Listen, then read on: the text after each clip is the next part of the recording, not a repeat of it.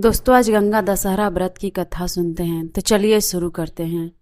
एक बार महाराज सगर ने व्यापक यज्ञ किया।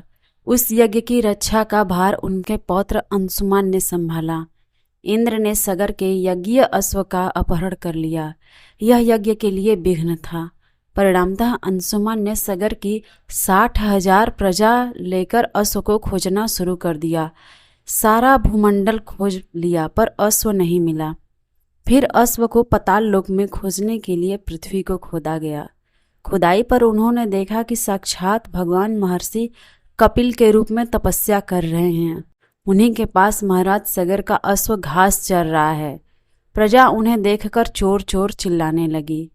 महर्षि कपिल की समाधि टूट गई। ज्यों ही महर्षि ने अपने आग्नेय नेत्र खोले, त्यों ही सारी प्रजा भस्म हो गई। इन मृत लोगों के उद्धार के लिए ही महाराज दिलीप के पुत्र भगीरथ ने कठोर तप किया था।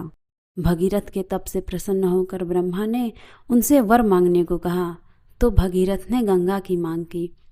इस पर ब्रह्मा ने कहा, राजन, तुम गंगा का पृथ्वी पर अवतरण तो चाहते हो, परंतु क्या तुमने पृथ्वी से पूछा कि वह गंगा के भार तथा वेग को संभाल पाएगी? मेरा विचार है कि गंगा के वेग को संभालने की शक्ति केवल भगवान शंकर में है। इसलिए उचित यह होगा कि गंगा का भार एवं वेग संभालने के लिए भगवान शिव का अनुग्रह प्राप्त कर लिया जाए। महाराज भगीरथ ने वैसा ही किया। उनकी कठोर तपस्या से प्रसन्न होकर ब्रह्मा जी ने गंगा की धारा को अपने कमंडल से छोड़ा। तब भगवान शिव ने गंगा की धारा को अपनी जटाओं में समेटकर जटाएं बांध ली।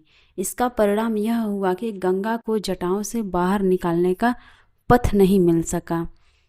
अब महाराज भगीरथ को और भी अधिक चिंता हुई। उन्होंने एक बार फिर भगवान शिव की आराधना में घोर तप शुरू किया।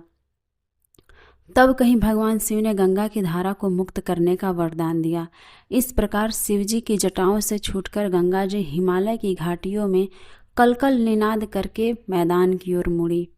इस प्रकार भगीरथ पृथ्वी पर गंगा का वरण करके बड़े भाग्यशाली हुए। उन्होंने जनमानस को अपने पुण्य से उपकृत कर दिया। युगों युगों तक बहने वाली गंगा की धारा महाराज भगीरथ की कष्टमयी साधना की गाथा कहती है।